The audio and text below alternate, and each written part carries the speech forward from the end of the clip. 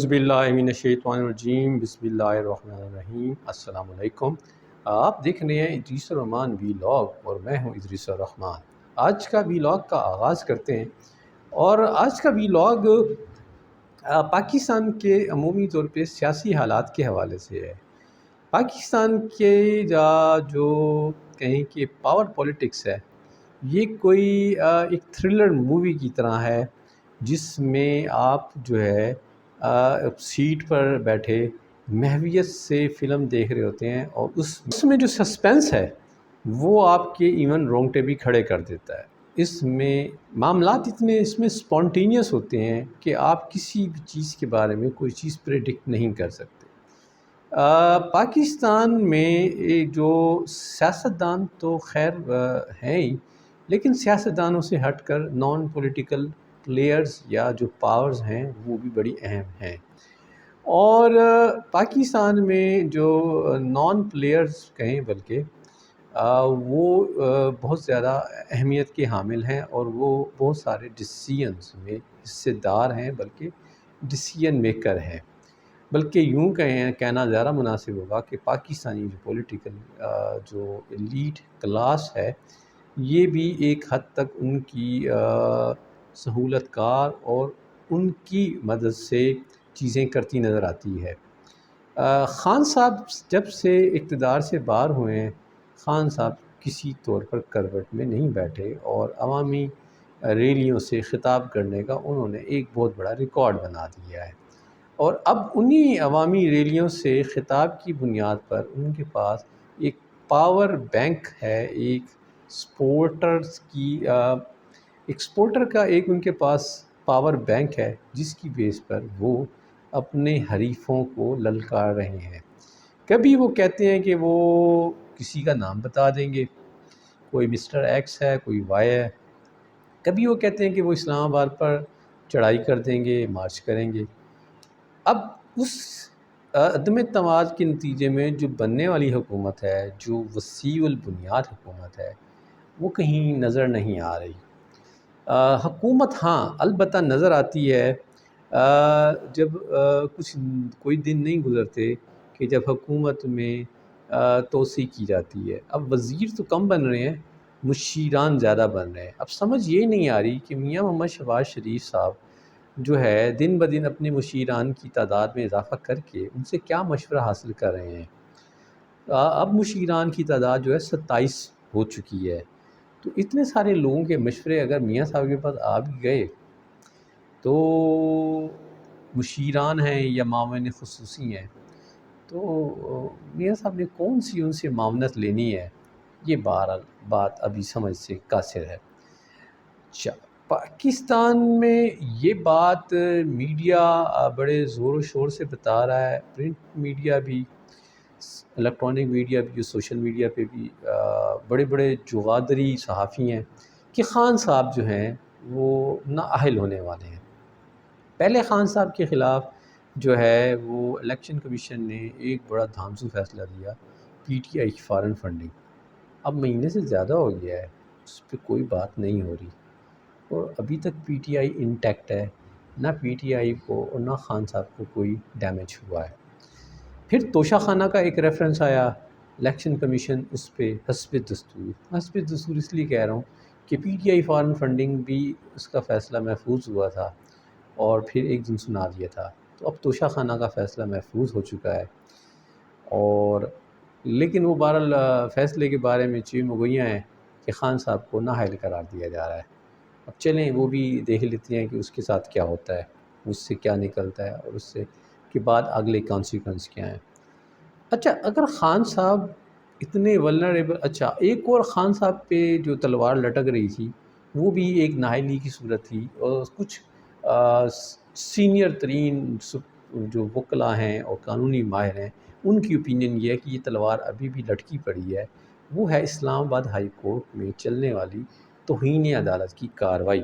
اگرچہ پچھلی جو تھی پروسیڈنگس تھیں اس کو خان صاحب نے ایک دم بدل دیا جب یہ کہہ کے کہ جی میں کچھ کہنا چاہتا ہوں، اور انہوں نے اپنی جو ہے کیے پہ یا اپنے الفاظ کے بارے میں ندامت کا اظہار کیا اور وہ کہا کہ یہ ان کی نظر میں ایسا نہیں تھا، اور وہ سمجھتے ہیں کہ اگر ایسا ہو گیا ہے تو وہ بہرحال اس پہ ندامت کا اظہار کرتے ہیں اور معافی چاہتے ہیں۔ کچھ لوگ کہتے ہیں کہ جی خان صاحب نے ندامت کا اظہار کیا ہے، کچھ لوگ کہتے ہیں جی خان صاحب نے معافی مانگی ہے۔ اب خان صاحب کے جو مخالفین ہیں ان کے لیے یہ واقعتاً ایک مطلب بری خبر تھی۔ جو لوگ توقع کر رہے تھے کہ 22 سپٹمبر کو خان صاحب نااہل ہو جائیں گے، تو خان صاحب تو نااہل نہیں ہوئے۔ اب معاملہ 3 اکتوبر تک چلا گیا ہے۔ کچھ لوگ کہتے ہیں کہ جی توہین عدالت کی پروسیڈنگز ابھی ختم نہیں ہوئیں، ابھی کورٹ ڈیسائیڈ کرے گی کہ اس نے کیا کرنا ہے، تو خان صاحب معاملہ 3 اکتوبر تک لے گئے ہیں۔ اب اس عرصے میں خان صاحب یہ چاہ رہے تھے جو ہے خان صاحب کی ایک آرمی چیف کے ساتھ ایک مبینہ ملاقات۔ میں مبینہ اس لیے کہہ رہا ہوں کہ اگرچہ شور تو بہت مچا ہوا ہے، لیکن ابھی تک کسی نے کیونکہ تصدیق نہیں کی، تو چلے میں مبینہ کا لفظ بھی ہٹا دیتا ہوں کہ ملاقات کی۔ اس ملاقات کے بعد بھی خان صاحب کے تیور جو ہیں وہ کچھ اچھے نہیں ہیں۔ خان صاحب اسلام آباد پر چڑھائی کا دعویٰ بھی کر رہے ہیں۔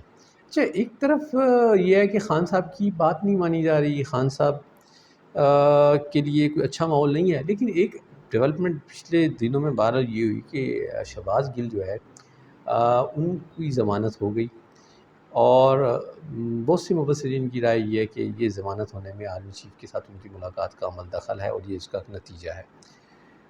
اچھا، بات سمجھ میں نہیں آ رہی، اگر آپ کو سمجھ آ جائے تو مجھے بھی بتا دیجیے گا کہ خان صاحب نااہل ہونے والے ہیں، میاں صاحب پاکستان آ رہے ہیں، اور اسحاق ڈار صاحب کے تو بارے میں جی کنفرمیشن آ گئی ہے کہ جی وہ اکتوبر کے سٹارٹ میں آ رہے ہیں۔ مفتاح اسماعیل کی چھٹی ہو رہی ہے۔ مفتاح اسماعیل کی چھٹی ہونے کی وجہ ان کی کوئی کارکردگی نہیں ہے، اس لیے کہ مفتاح اسماعیل الیکٹڈ نہیں ہے، اس لیے وہ اب تک کا جو وزیر کا پورٹ فولیو ہے، البتہ اس کو جی تاثر یہ دیا جا رہا ہے کہ مفتاح اسماعیل کی جو کارکردگی ہے اس کی وجہ سے ان سے وزارت لی جا رہی ہے، لیکن حقیقت حال یہ ہے کہ ان پہ کیونکہ الیکٹڈ ممبر نہیں ہے، وزیر بننے کے لیے ان کو الیکٹڈ ہونا چاہیے تھا۔ اب اس عرصے میں کوئی سین نہیں بن سکا کہ ان کو الیکٹڈ کرایا جاتا، تو اسحاق ڈار صاحب کیونکہ سینیٹر ہیں، ان کی فریز ہوئی ہے پچھلے 3 سالوں سے، انہوں نے حلف نہیں اٹھایا، ابھی تک انتظار میں پڑی ہے ان کی سینیٹرشپ۔ اور پچھلے دنوں ایک بڑی ڈیولپمنٹ ہوئی کہ عدالت نے جی ان کو گرفتار کرنے سے روک دیا ہے، تو اب چانس ہے کہ وہ آ سکتے ہیں اور وہ پھر وزیر خزانہ بھی بن سکتے ہیں۔ میاں صاحب آنا چاہ رہے تھے، میاں صاحب کا بھی کوئی پتہ نہیں ہے، لیکن اس عرصے میں ایک بڑی ڈیولپمنٹ یہ ہے کہ مریم نواز جو ہے وہ اپنا پاسپورٹ کے حصول کے لیے عدالت عالیہ لاہور جو بینچ لاہور سے رابطہ کر چکی ہیں، اگرچہ اس پہ پروسیڈنگ نہیں ہوئی، بینچ نہیں بنا، تو بہرحال وہ کسی دن بن جائے گا، تو وہ بھی کوئی نہ کوئی اس کا نکلے گا۔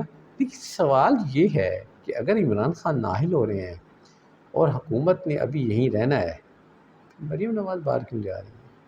کوئی تبدیلی آب و ہوا کے لیے جا رہی ہے؟ کیونکہ مریم نواز کا یہاں ہونا تو مسلم لیگ نواز کے لیے ایک بڑی غنیمت ہوتا ہے، کیونکہ مریم نواز جس طریقے سے گرجتی ہیں، میاں شہباز شریف تو نہیں کرتے ایسا کام۔ میاں شہباز شریف کو تو پتہ نہیں لگتا کہ وہ حکومت میں ہیں بھی نہیں۔ حکومت کے ہونے کا پتہ آج کل صرف اس وجہ سے لگتا ہے کہ جب وہ انٹرنیشنل لیول پر امداد مانگتی ہوئی نظر آتی ہے، تب پتہ لگتا ہے کہ واقعتاً اس ملک میں میاں محمد شہباز شریف جو ہیں وہ پرائم منسٹر ہیں، اور بلاول بھٹو زرداری جو ہیں وہ ہمارے فارن منسٹر ہیں۔ امریکہ میں آج کل ہوتے ہیں فارن منسٹر ہمارے بلاول بھٹو زرداری، جو کہ یونائٹڈ نیشن جنرل اسمبلی سے خطاب کرنے گئے تھے، وہاں سنا انہوں نے کہا ہے کہ جی آئی ایس آئی اور آرمی جو ہے پی ٹی آئی کے لیے کام کرتی ہیں۔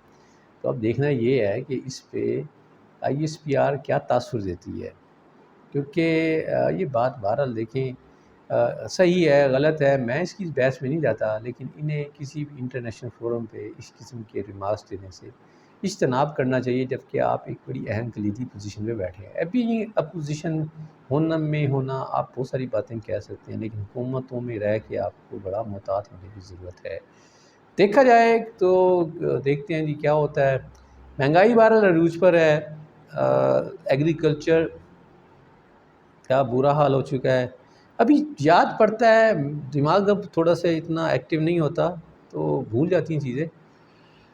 پاکستان میں حالیہ دنوں میں گندم کا شدید ترین بحران آیا ہے اور گندم کی قیمت میں بہت اضافہ ہو گیا ہے اور آٹا بھی بہت مہنگا ہو گیا ہے۔ وہ آٹا جو فائن آٹا، جو سفید آٹا، جو ہم جیسے بابو کھانا پسند کرتے ہیں کہ جی چوکر والا آٹا جو ہے اگرچہ صحت کے لیے بڑا مفید ہے لیکن شکل دیکھ کے ہم شاید راضی نہیں ہوتے یا ہمارے بچے راضی نہیں ہوتے، تو وہ تو مل رہا تھا یا جس کو کہتے ہیں جی وہ آٹا نہیں ہے جی وہ چھان بھور ہے، وہ تو گورنمنٹ کے لیول پہ کوئی 900 کا مل رہا تھا، سنا ہے وہ 1200 سے اوپر چلا گیا ہے۔ لیکن وہ جو 80 روپے کا آٹا فائن آٹا مارکیٹ میں ملا کرتا تھا وہ 130 روپے پہ پہنچ چکا ہے۔ لیکن یاد پڑتا ہے کہ یہ گندم ابھی آج سے 4 مہینے پہلے آئی تھی، تو کیا ہوا کہ گندم کا ریٹ بڑھ گیا۔ گھی بدستور ابھی تک 500 روپے، گھی یا آئل کوکنگ آئل کہیں گے 500 روپے سے اوپر ہے۔ پیٹرول کی شنید تھی کہ 80 پیسے کم ہو جائے گا، لیکن رات کے 2 بجے پھر 1 روپیہ 80 پیسے کا اضافہ ہو گیا۔ سیلاب زدگان ابھی تک خیموں میں پڑے ہیں، پانی ابھی تک علاقوں سے نہیں نکلا۔ میدانی علاقوں میں رات کے ٹائم موسم سرد ہونا شروع ہو گیا ہے، راتیں خنک ہوتی ہیں، تو اگلا مہینہ اکتوبر آئے گا تو ان لوگوں کے ساتھ کیا ہوگا؟ سٹل ہماری حکومت مصروف ہے امداد مانگنے کے لیے۔ ڈاکٹر امجد ثاقب جو کہ قوت کے روح رواں ہیں، اس کے چیئرمین ہیں، ایڈیٹر ان چیف ہیں، سب کچھ ہیں، بانی ہیں، انہوں نے ایک بڑی سی بات کی کہ 20 کروڑ عوام جو ہے 2 کروڑ عوام کا بازو کیوں نہیں بن سکتی۔ تو یہاں ابھی فی الحال کوئی پلان کوئی نہیں ہے، گورنمنٹ کا فوکس یہی ہے کہ پیسے آ جانے چاہیے۔ پچھلے دنوں ڈاکٹر ثانیہ نشتر میڈیا پہ ایک بریفنگ دیتی سنی گئیں کہ پنجاب اور کے پی کے میں احساس کے فورم کے انڈر جو ہے ان گھروں کی تعمیر و نو کے لیے جو پارشلی ڈیمیج ہیں ان کے لیے 1,60,000 اور فلی ڈیمیج کے لیے 4 لاکھ تک کی امداد دینے کا ان کا پلان ہے، اور اس کے لیے بھی جو سروے ہوگا، سروے میں ان گھروں کے فوٹوگراف لیے جائیں گے، پھر ان فوٹوگرافس کو گوگل میپ پہ ڈالا جائے گا۔ یہ ہوگا سیلاب کے بعد کا سین، پھر ایک لیئر لی جائے گی اس کے اوپر جس میں سیلاب کے بعد کی ہوگی، تو اس پہ وہ سروے ٹیمیں دیکھیں گی کہ آیا ان کے ساتھ کیا ہوا، اور یہ ساری ان کو چیزیں جو ہیں یہ بینک آف پنجاب اور یہ بینک آف خیبر کے ذریعے ڈسپرس کی جائیں گی۔ اگرچہ اس میں بھی دیکھیں کچھ باضابطگیاں ہو جائیں گی، لیکن دیکھنا یہ ہے کہ وفاقی حکومت وہ کیا اس موضوع پہ کیا کر رہی ہے۔ اگر ڈاکٹر ثانیہ نشتر کی کوئی تجویز ان کے کام کی ہو سکتی ہے تو انہیں کوئی مسئلہ نہیں۔ خان صاحب جلسے کر رہے ہیں، ضمنی الیکشن کی تیاری کر رہے ہیں، اور لیکن ساتھ ساتھ انہوں نے اب تک 3 ٹیلی تھون کی ہیں۔ پہلی ٹیلی تھون کی نسبت دوسری میں فنڈز بڑا کم ریز ہوئے۔ اس عرصے میں انہوں نے پنجاب میں اور سندھ میں کچھ سیلاب زدہ علاقوں کا دورہ بھی کیا، تو خان صاحب بھی کچھ کر رہے ہیں۔ نجی شعبہ NGO میں کریڈٹ دوں گا، پچھلے دنوں میرے راجن کو جانے کا اتفاق ہوا تو وہاں مجھے رات سٹے بھی کرنا پڑا، تو وہاں ہوٹل مجھے کمرے میسر نہ آ سکے کیونکہ بہت سارے ہوٹل جو تھے، اگرچہ ہم کو زیادہ تعداد میں ہوٹل نہیں ہیں لیکن جو بھی تھے ان میں وہ امدادی تنظیموں کے حوالے سے کمرے بک تھے۔ مجھے وہاں نظر آئی ہے تو خاص طور پہ دعوت اسلامی کی نظر آئی ہے۔ ہمارے کچھ احباب ہیں جو اپنے طور پر راجن پور اور تونسا اور اس کے ساتھ ساتھ بلوچستان کے ڈیرہ مراد جمالی میں امدادی سرگرمیاں پہنچا رہے ہیں۔ اسی طرح جو ہے مطلب دینی طبقے کی بہرحال میں کریڈٹ دوں گا کہ ان کی بہت اچھی انوالومنٹ نظر آ رہی ہے، قوت نظر آ رہی ہے، الخدمت یہ بھی یقینی طور پہ دینی جماعتوں سے اس کا تعلق ہے، جماعت اسلامی سے، تو یہ کام کرتے نظر آ رہے ہیں، لیکن اب بہرحال حکومتی لیول پہ چیزیں کوئی خاص نظر نہیں آ رہی۔ موسم چینج ہو رہا ہے، مسائل بڑھ رہے ہیں، پاکستان کی اکانومی کے لیے ایشوز سٹل ایسے کے ویسے ہیں، اور ہماری سیاست میں نومبر کا انتظار کیا جا رہا ہے کہ یا آیا ایکسٹینشن ہوگی یا نئی اپائنٹمنٹ ہوگی، تو اس عرصے تک آپ اور میں انتظار کریں کہ امیر شہر مصروف ہے، اور جہاں سے فراغت ہو جائے گی اور میرے اور آپ کے مسائل بھی پھر ان کی ترجیحات میں آئیں گے۔ تو یہ تھا آج کا ویلاگ، امید آپ کو پسند آئے گا۔ خوش رہے، باز رہے، السلام علیکم۔